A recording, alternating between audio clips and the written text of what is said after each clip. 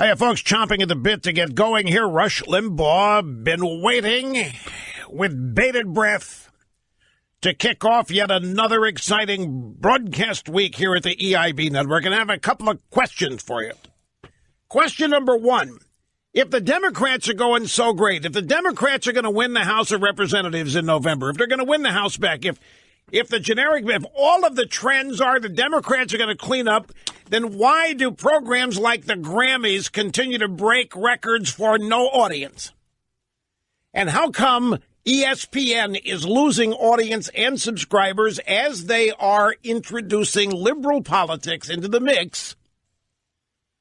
Wherever liberalism is featured and promoted in pop culture, it seems to be in trouble. The National Football League has tied MSNBC for brand controversy. The NFL doesn't want to be on the top 10 list of most controversial brands, but there they are at number 6 with MSNBC. So I'm just a little confused. I hear all this talk about how the Republicans are blowing it, Trump's blowing it, it's over. On one hand, on the other hand, the economy is going great guns. FedEx is the latest to join the economy parade with massive bonuses and wage increases and also additions to the benefits package. And companies like that just continue to add on. More and more are joining in this parade following the Trump/Republican tax cuts. And then we hear that Trump's losing it, that Trump doesn't have a future, that the Republicans are blowing it, the Republicans, everybody hates them.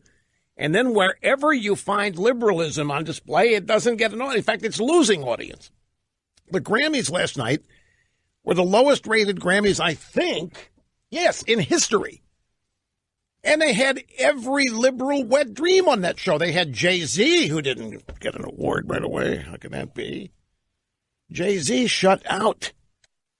Wonder what that was like with Beyonce when they got home. And then you got, if they went home, hell with that crowd, you never know where they go after these things.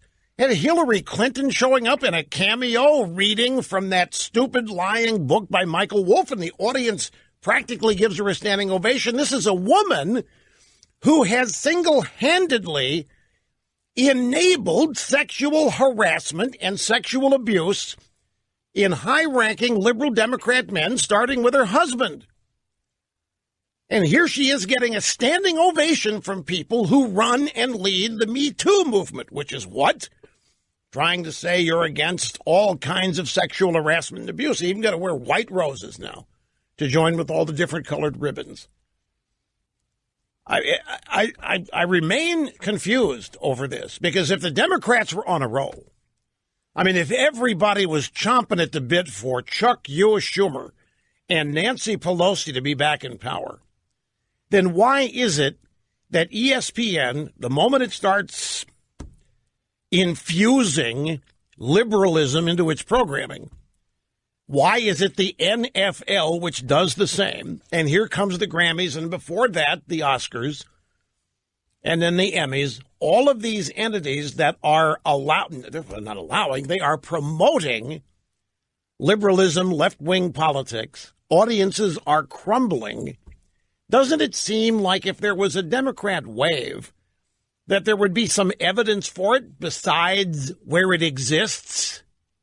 And where does it exist? Where does it exist that the Democrats are going to retake everything? In the polling data. It exists in polling data. Do we believe that?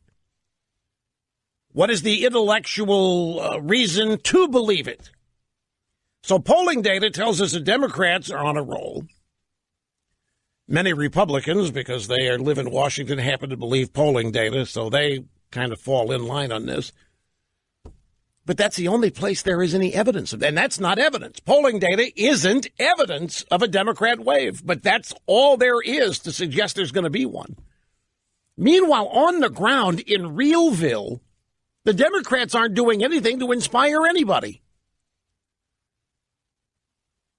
They can't even inspire their own side.